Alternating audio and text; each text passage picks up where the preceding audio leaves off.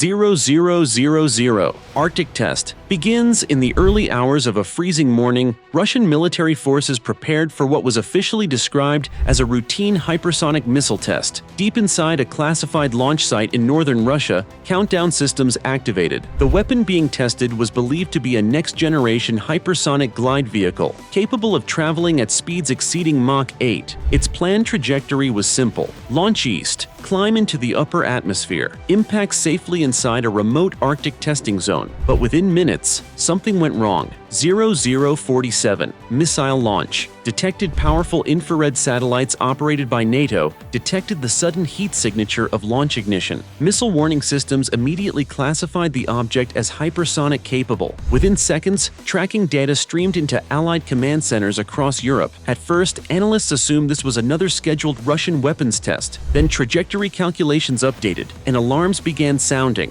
132 Course deviation. Early tracking showed the missile drifting away from its declared test corridor. Instead of turning toward open Arctic waters, the hypersonic vehicle accelerated southwest, directly toward NATO-monitored airspace. Automated defense algorithms recalculated impact predictions again and again. Each update made the situation worse. Projected flight path now crossed near northern European defense zones. 210 Emergency alert issued inside NATO Allied Air Command. Officers initiated an emergency aerospace warning. Quick reaction alert. Fighters across multiple NATO nations received immediate standby orders. Radar stations from Norway to the Baltic region locked onto the incoming object. The speed made interception calculations nearly impossible. At hypersonic velocity, decision time shrank to minutes. 0305 Confusion in command centers. Military analysts struggled to determine intent. Was this a failed weapons test, a navigation malfunction, or something far more dangerous? Hypersonic missiles maneuver unpredictably during flight, meaning no one could confidently predict where it would land. And worst of all, its payload remained unknown. 412 NATO fighters scramble. Air bases across northern Europe erupted into motion. Fighter jets lifted into the sky under emergency authorization. Airborne early warning aircraft activated long-range surveillance grids. Pilots were not ordered to attack, only to observe, because engaging a hypersonic weapon mid-flight carried enormous risk. One wrong calculation could escalate into open conflict. 0508 Washington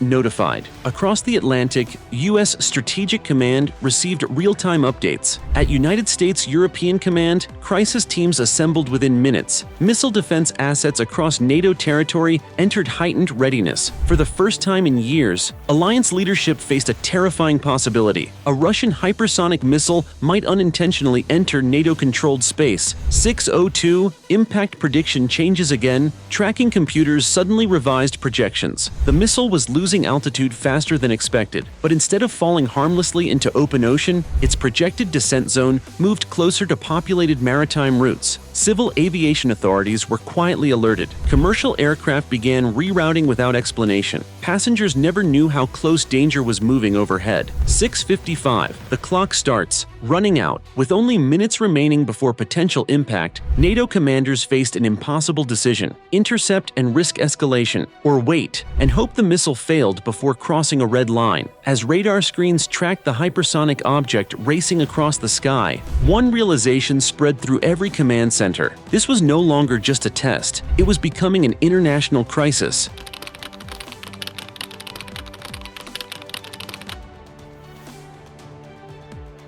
(7:15) Final minutes before impact. The hypersonic missile continued tearing through the upper atmosphere at extreme speed. Radar operators across Europe watched helplessly as tracking data refreshed every second. At Mach speeds, even a minor course change could shift the impact zone by hundreds of kilometers. Inside NATO command centers, tension reached its peak. There was no confirmation from Moscow, no explanation, no warning. Only silence. 802 Interception. Debate begins. Command authorities inside NATO, Allied Air Command faced a dangerous dilemma. Intercepting the missile could prevent catastrophe, but destroying a Russian strategic weapon might be interpreted as an act of war. Military advisors calculated probabilities rapidly. Successful interception, uncertain debris risk, extremely high political consequences, unpredictable, every second mattered. 855 Missile defense. Activated defensive systems across NATO territory quietly shifted into combat mode. At At a U.S.-operated missile defense site in Europe, interceptor crews received conditional authorization. Tracking data was simultaneously shared with United States European Command. For the first time during the crisis, launch keys were prepared, but commanders hesitated because intelligence analysts noticed something unexpected. 9:40, sudden loss of stability. The hypersonic vehicle began behaving erratically. Telemetry showed violent altitude fluctuations. Speed dropped slightly, then sharply. Analysts concluded the missile was likely experiencing guidance failure or control loss during its glide phase. Instead of maintaining a controlled path, the weapon was beginning to tumble. 10:28, emergency signal from Moscow. Finally, communication channels opened. Russian military officials urgently contacted NATO deconfliction lines. The message was brief. A test missile had malfunctioned. Self-destruct procedures were being attempted. All nations were advised to stand down from interception unless necessary, but confirmation would come too late. 11:12, the skylights. Up high above the North Atlantic, sensors detected a sudden energy spike. Moments later, a massive flash erupted in the upper atmosphere. The missile detonated mid-air after its onboard destruction system activated. Fragments burned instantly upon re-entry. No impact, no casualties. But the shockwave was detected across multiple radar networks. 12:05. Fighters stand down. NATO aircraft maintaining interception positions received immediate return orders. Missile defense batteries powered down. Airspace restrictions slowly lifted. Commercial flights resumed normal routes. The immediate danger had passed, yet commanders understood something chilling. The world had come within minutes of accidental escalation between nuclear powers. 1300,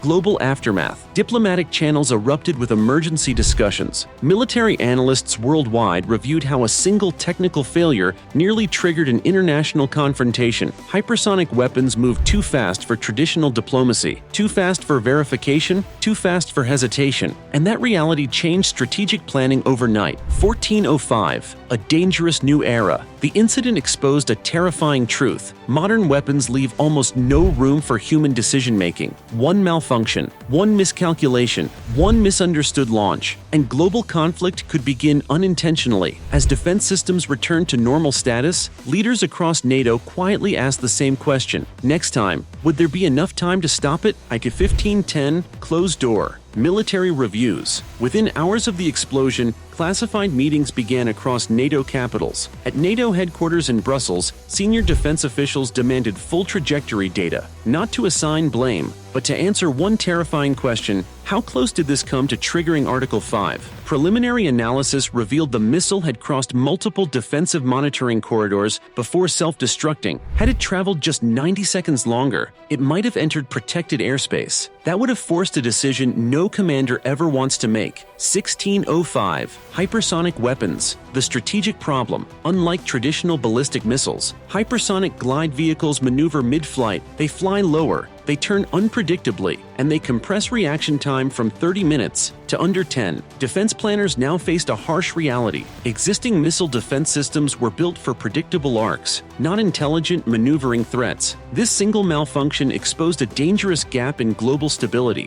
1702, Moscow's official statement. Later that day, the Russian Ministry of Defense issued a public clarification. The test they claimed was routine, the malfunction was technical, and the self-destruct protocol worked as designed. But international analysts questioned something critical. If the failure had affected the destruction system instead of guidance, would the world have known in time? Trust between nuclear powers is fragile, and hypersonic speed leaves almost no space for reassurance. 1810, Washington's silent calculation. Inside U.S. defense circles, strategic planners began reassessing response timelines. At United States European Command, analysts simulated alternate scenarios. What if the missile had descended over Norway? What if debris struck a civilian aircraft? What if radar misinterpreted it as a first strike? Each simulation ended the same way: escalation within minutes. No political debate, no press conference, just automatic retaliation logic. 1905, civil aviation's hidden risk. Few people realized how close civilian air traffic came to danger. Flights over the North Atlantic corridor were quietly diverted. Airlines never mentioned why. Passengers never knew. But aviation safety boards later acknowledged something disturbing. There is currently no global coordination protocol for hypersonic weapon malfunctions. Commercial airspace remains vulnerable to military testing accidents. 2000, the technology arms race accelerates.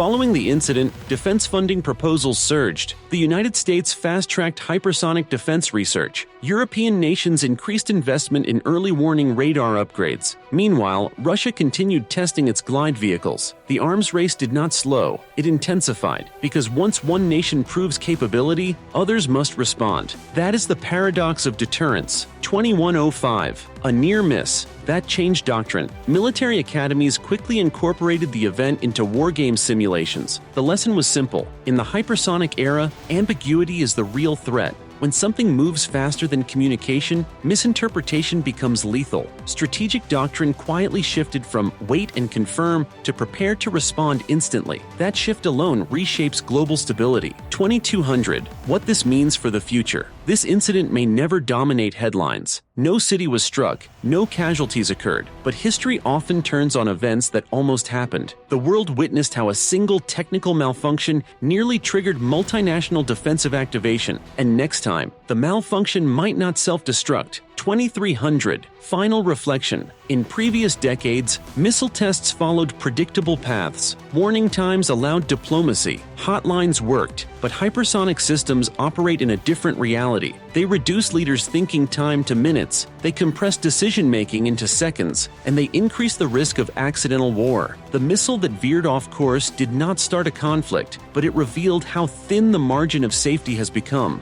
In an age where weapons move faster than human trust, the most dangerous moment may not be an intentional attack. It may be a mistake,